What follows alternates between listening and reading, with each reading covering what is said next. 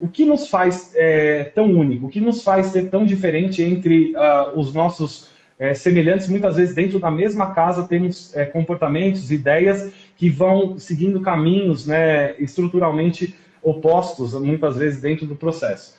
Nós temos dentro dessa estrutura a mesma coisa assim como um computador. E no computador você instala alguns programas para que ele possa funcionar. E dentro da instalação, muitas vezes, alguns programas são extremamente úteis, uns mais rápidos, outros podem contrair algum tipo de vírus que vão deixar o computador com um funcionamento menos eficiente do que um outro.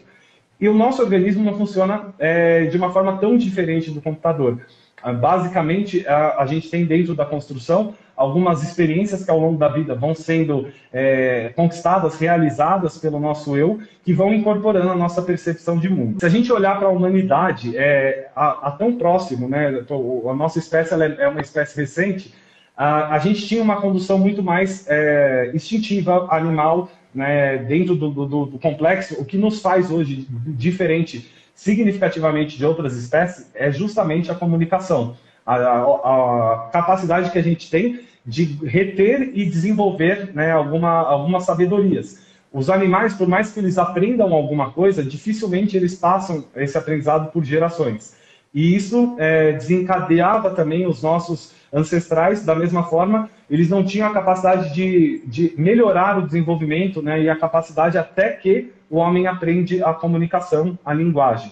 A partir da linguagem, a gente consegue levar adiante, né, processos, tanto que, historicamente, a gente começa a entender, eu tenho que preparar essa pessoa para a vida adulta, logo ela tem que passar pelo caminho da escola para aprender as coisas da vida. Então, a gente nasce e, como diria Lacan e também a PNL, a gente nasce de uma forma muito crua, muito parecida com os nossos ancestrais, com um instinto mais animal, que seria isso, a gente precisa comer, basicamente os instintos de sobrevivência. Até que a gente tenha um contato com uma coisa chamada espelho. O que é o espelho? Eu olho para o espelho e eu percebo que eu tenho uma forma, que não é só aquele mundo inconsciente, subjetivo, das nossas emoções e sentimentos, e a partir do momento que eu reconheço minha forma, eu começo a perceber que existe um mundo fora de mim.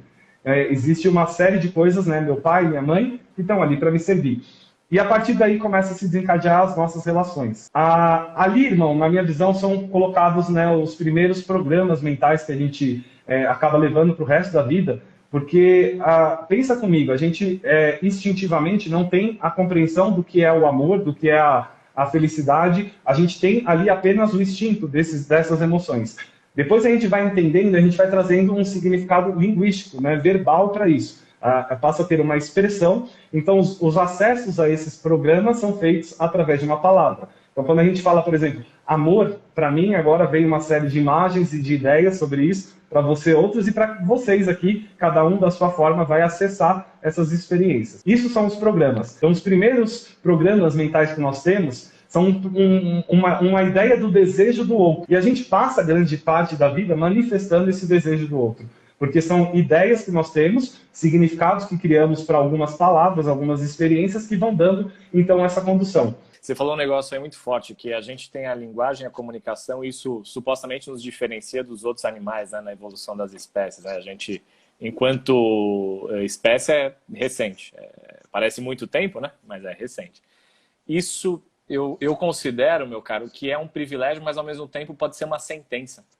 Porque os programas mentais, eles nascem pela linguagem, né? E algumas pessoas confundem a realidade e o programa mental. Ou seja, algumas pessoas acham que eu vivo a realidade com base no que eu sinto, no que eu penso, no que eu falo para mim mesmo ou para os outros, né?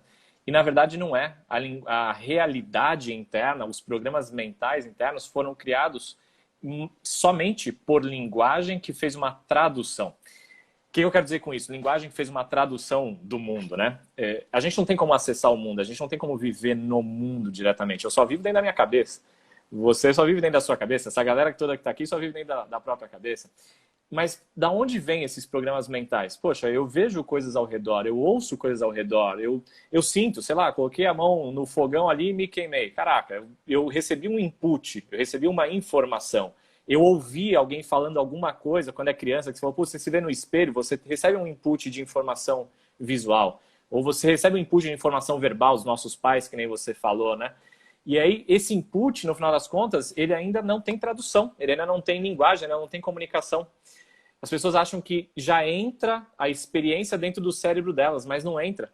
Se a gente pensar o caminho neurológico do processo mesmo, a informação, o input vai bater, ou no nosso olho, se for alguma coisa visual, ou aqui no nosso ouvido, aqui se for uma coisa auditiva, ou aqui na nossa sensação, aqui se for uma coisa mais tátil, mais sensitiva, mais sinestésica, ou nariz, ou boca, enfim.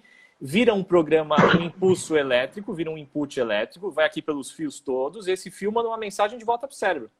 Bateu lá no cérebro, bateu no software, no disco rígido, lá no HD da máquina. A partir daí não tem nada, não tem significado nenhum, não significa coisa alguma. Colocar a mão no fogo, me queimei. Ainda não existe esse significado. Eu me vi no espelho, me reconheci. Na primeira vista no espelho, bate só a imagem. A imagem pede uma tradução. A primeira vez que eu ouço meu pai brigando com a minha mãe, eu só ouço o grito, só ouço a discussão, mas não bate no meu cérebro e pede uma tradução. Aí entra a linguagem. Isso é um poder maravilhoso, eu penso, porque a hora que entra a linguagem para criar esses programas mentais, dependendo da linguagem que a gente aplica naquilo, vai para um lado ou vai para o outro. Só que quem está desatento, quem está disperso e não percebe esse poder da linguagem, esse poder da comunicação própria, acha que o programa mental quem instalou foi o mundo externo. Não foi, o mundo externo só deu input, o programa mental quem instalou foi você. Você que pegou o hardware, o HD, pegou lá, foi lá, deu 2 cliques lá e instalou o programa mental através da linguagem que disse para si mesmo.